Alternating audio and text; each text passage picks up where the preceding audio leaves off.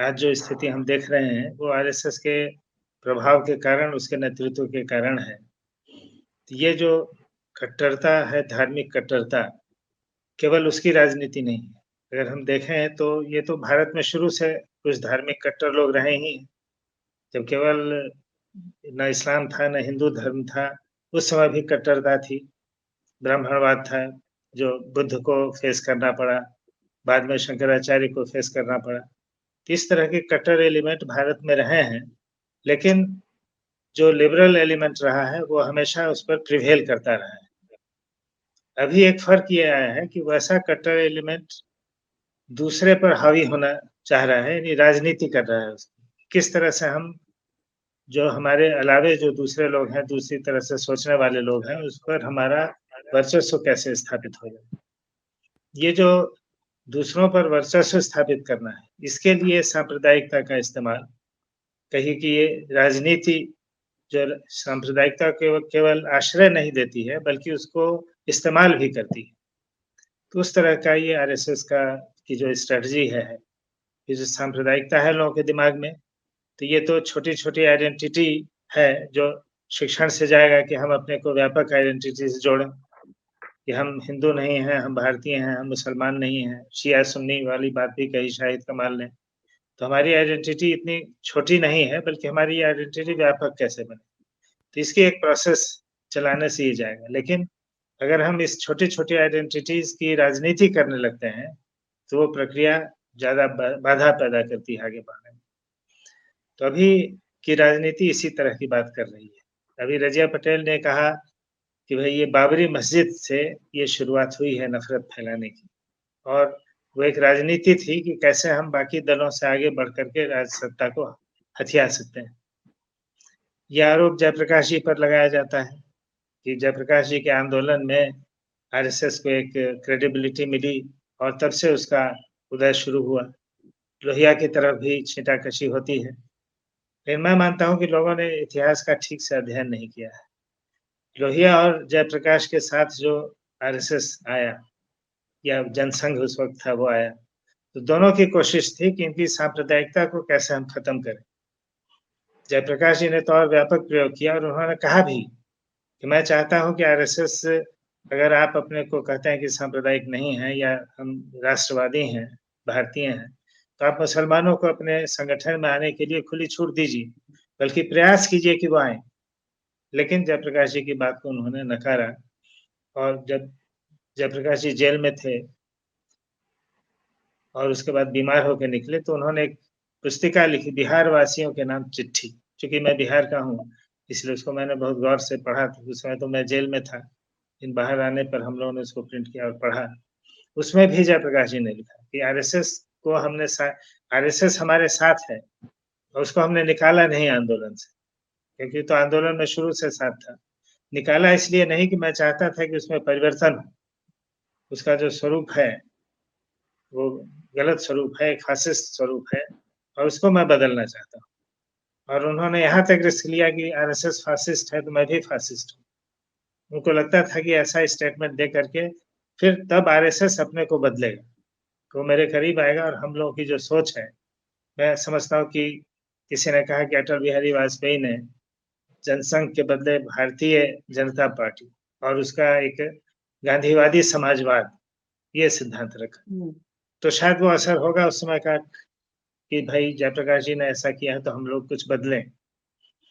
लेकिन वो चीज़ लंबी नहीं चली, और उसका ये कहना कि जयप्रकाश जी के कारण फ़ायदा हुआ, इसलिए गलत हमको लगता है कि बिहार आंदोलन के बाद 10 साल तक आरएसएस की शाखाएँ हों या आरएसएस की राजनीति हो, उसमें कहीं उसका आगे बढ़ के वो संसद में या विधान सभा में आया, ऐसा नहीं दिखता है।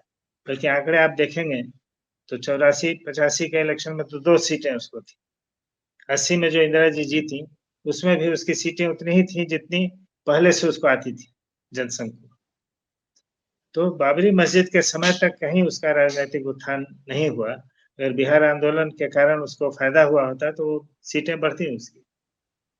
लेकिन उन्होंने बाबरी मस्जिद के सवाल को उठा के जिस तरह से लगातार काम किया और सांप्रदायिक डिवाइड लोगों के मन में, मतदाताओं के मन में पैदा किया, उसका उनको फ़ायदा हुआ। दूसरा हमको ये लगता है कि जो लोकतांत्रिक प्रक्रिया हमारे देश में है, नेहरू जी के बाद उस लोकतांत्रिक प्रक्रिया को हम लोगों ने गंभीरता से नहीं लिया। हमारे देश के जो नेता थे उन्होंने और जो राजनेता थे उन्होंने। जयप्रकाश जी को मैं इसमें से माइनस करता हूँ। जयप्रकाश को और विनोबा को भी मैं मानता हूँ कि वो राजनीति में नहीं थे, लेकिन उनकी जो बातें थी, काफ़ी वो गंभीरता से इन मूल्यों को जनता के बीच किताबें लिख कर के पत्रिकाओं में अपने अपने भाषणों में आप उनका पढ़ेंगे तो लगातार वो इन सब विषयों पर बोलते थे और चाहते थे कि लोगों का दिमाग इस तरह का बने।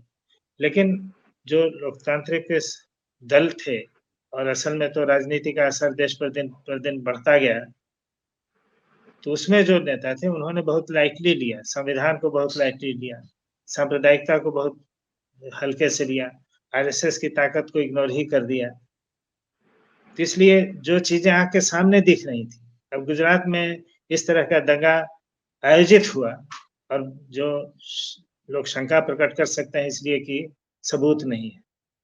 लेकिन सबूत खोजा जाए तो सबूत भी मिलेगा, अनेक लोगों ने लिखा भी, लेकिन उसको साथ केंद्र ने कैसा व्यवहार किया, कि जैसे कुछ हो ही नहीं रहा।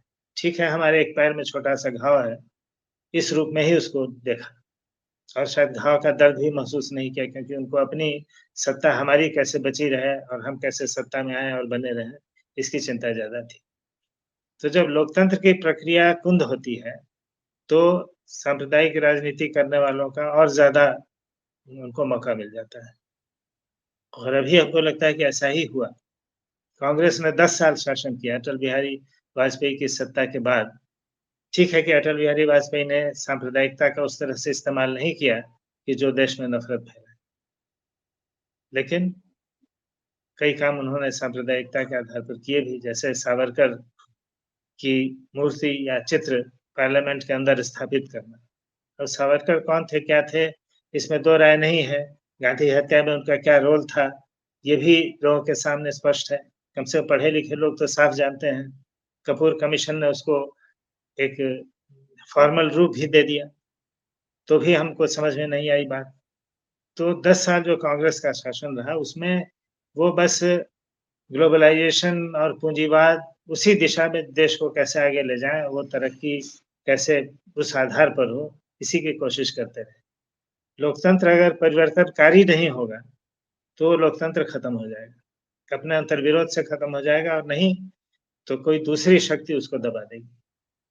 वही हमको लगता है कि ग्लोबलाइज़ेशन का इतना असर था और जो मनमोहन सिंह थे प्रधानमंत्री या बाकी भी जो नेता थे, वो लोग सब एक तरह से कॉफ़ी हाउस लीडर टाइप के हो गए, जनता से कट गए और जो जनता के मूल्य थे उनकी परवाह उनको नहीं रही, गंभीरता वो नहीं समझ सके और इसका पूरा फ़ायदा आरएसएस ने उठाया क्योंकि वो स्ट्रैटेजी बनाना तो अच्छी तरह जानता है और अपने जो उसके वैल्यूज़ हैं, उसको वो काफ़ी गंभीरता से लेता है।